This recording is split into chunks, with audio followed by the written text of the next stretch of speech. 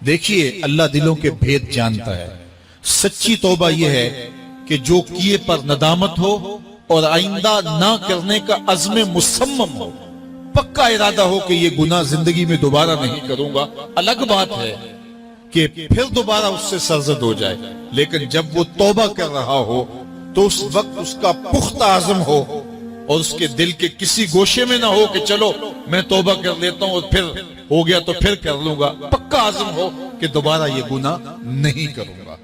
اور اگر زبان سے توبہ توبہ کر رہا ہو اور دل میں ہو کہ ٹھیک ہے یہ تو صبح بھی مجھ سے عمل بد سرزد ہونا ہے، تو اللہ تعالیٰ سے یہ مذاق کرنے والی بات ہے. اور اللہ تعالیٰ سے جو مذاق کرتا ہے وہ کہاں کھڑا ہے وہ خود سوچ لے. وہ کیا کسی نے کہا تھا کہ توبہ کی پھر توبہ کر کے توڑ دی، میری اس توبہ پہ توبہ کر اٹھی. تو ایسی توبہ نہیں ہے کہ جو رسماً کسی مجلس میں چلے گئے، کسی اجتماع میں چلے گئے تو سب لوگوں نے توبہ کی تو وہ بھی توبہ کرتا رہا، لیکن اس کا عزم مصمم پختہ ارادہ نہیں تھا گناہوں کو چھوڑنے کا. تو یہ توبہ نہیں، یہ مذاق ہے. ایک خاتون حضور کی خدمت میں حاضر ہوئی اور عرض کی یا رسول اللہ صلی اللہ علیہ وسلم، مجھ سے بدکاری سرزد ہو گئی ہے اور میرے پیٹ میں بچہ ہے، اور میں چاہتی ہوں کہ آخرت کی سزا کی بجائے دنیا کے اوپر اس کی سزا مجھے دے دی جائے تاکہ میں پاک ہو جاؤں اور صاف ہو جاؤں، کیونکہ آخرت کی سزائیں بہت سخت ہیں. اللہ کے محبوب علیہ السلام نے جبریل امین سے ایک دن پوچھا تھا مجھے جہنم کے عذابوں کا ذکر سناؤ.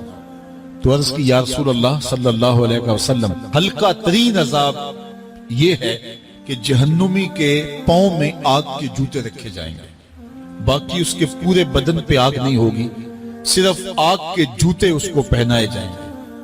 لیکن اس کی حدت، گرمی اور شدت اتنی ہوگی، یغلی منہما دماغہ، اس کی شدت سے اس کا دماغ پگھل کر ناک اور کانوں کے ذریعے سے باہر آنا شروع ہو جائے گا.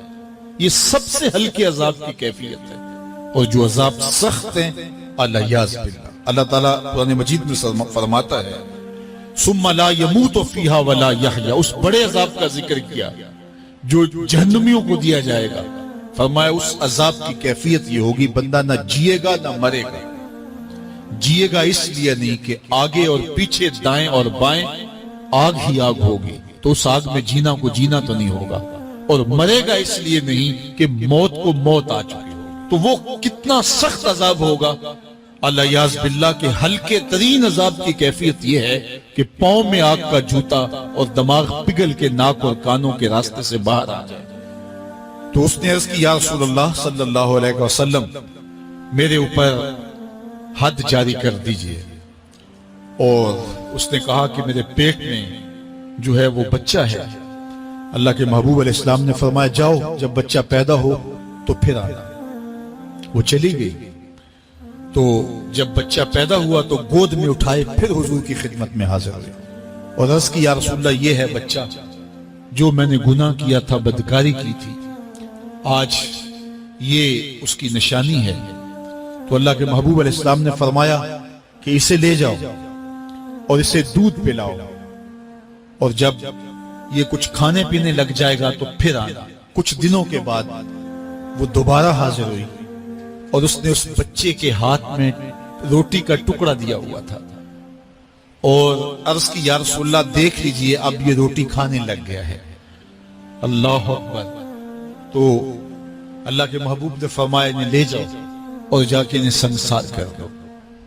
اس کی یہ حد بنتی تھی، اس کو سنگسار کیا اور اس نے خود یہ سزا اپنے لیے قبول کی. تو یہ بات ذہن نشین کیجئے کہ یہ وہ لوگ تھے کہ جن سے کبھی کوئی گناہ سرزد ہو جاتا تو وہ جلد توبہ کرتے، اور اس کی بڑی سے بڑی حد اور سزا بھی ہوتی تو وہ بھی کاٹنے کے لیے تیار ہو جاتے. میں اور آپ دیکھیں کہ ہماری زندگی میں اگر گناہ ہیں اور ہمیں سچی توبہ کی توفیق بھی نصیب نہیں ہے تو پھر ہم سوچ لیں کہ ہم کہاں کھڑے ہیں. ویڈیو دیکھنے کا بہت شکریہ. نیکی پھیلانے میں ہمارا ساتھ دیجیے. ویڈیو کو شیئر کر کے دوسروں تک پہنچائیے اور ثواب دارین کے مستحق بنیے.